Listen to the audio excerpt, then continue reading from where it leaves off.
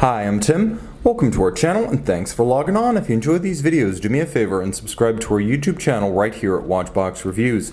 I would really appreciate it and I promise to update daily. If you love this watch, you can see it and you can purchase it on our website, thewatchbox.com.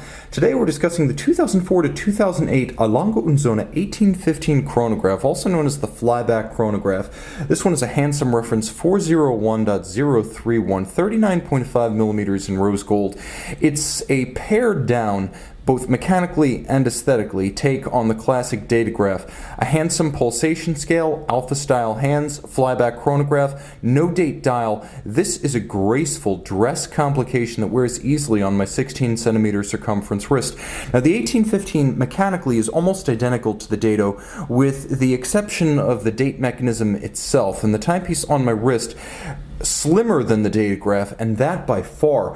39.5 millimeters in diameter and 11.2 millimeters thick. This one's about 2 millimeters thinner than the datograph. Lug-to-lug, 48.1 millimeters, meaning this watch can wear easily on a wrist as small as 14 centimeters circumference, and the spacing between the lugs 20 millimeters.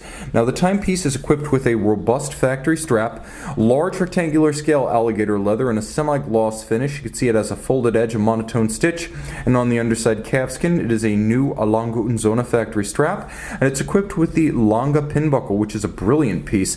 As you can see, not only is it attractive and considerably more involved in its style externally, but you actually find that the bridge is elevated above the stanchion, so the strap sits inside the buckle rather than stacking up underneath, and there's a little retaining bar inside, so if you're like me and you're going to strap it down to the smallest hole, oftentimes that can cause a strap to get stuck on the pin of the pin buckle. Well, that retaining bar makes it easier to extricate the strap from your smaller wrist. I appreciate. As you can see, the case band is simple, spare, all of high polish. The lugs are stepped out in Lange fashion, and on the crown side you have the Lange branded crown as well as rectangular vintage inspired pushers for the chronograph. The lugs are handsome, they're stepped out, there's a sharp cleft between the case band and the lugs themselves, and they're handsomely curved to arc around the wrist. The bezel is of a domed profile, and the dial itself has remarkable dish and depth. As you can see, there's a doctor-style pulsation scale outboard for taking pulses, and that in conjunction with the chronograph. That slopes down to the dial itself, which is made of sterling silver and then galvanized black. If you're wondering what sets this apart from the 2018 version of the watch, after all, it was discontinued after 2008 and revived in 2010. There was a black dial rose gold version for 2018, but that one features black sub-registers rather than the tone-on-tone of this original model. Now you can see the hands are rose gold alpha style for the minutes and hours, and then there's a counterweighted needle style chronograph seconds hand. There are small blued hands for the chronograph minutes as well as constant seconds, each possessing its own little railroad track with snailed counters. You can see how there are several different levels to the dial, the flange, the hour track, and then there's a central with the separate registers themselves sunken into the dial. Deeper still, handsome Arabic numerals, which are the hallmark of the 1815 series. This is a flyback chronograph that you can reset and restart, turn it all over, and here's the fun part. Many will argue that a Lange is a watch designed to be worn upside down, and you can see why the old joke holds some truth to it. Now, this is caliber L951, manually wound, 36-hour power reserve, beats weight, 18,000 vibrations per hour, featuring an extraordinarily large balance that's almost one-third the diameter of the movement. You can see that there is a black polished swan's neck mechanism as well as a cap to the escape wheel with a set of black polished and blued screws. The watch features both. The blued screws, as you can see, are principally used for physical assembly of components, whereas the black polished screws are used for tuning the mechanism.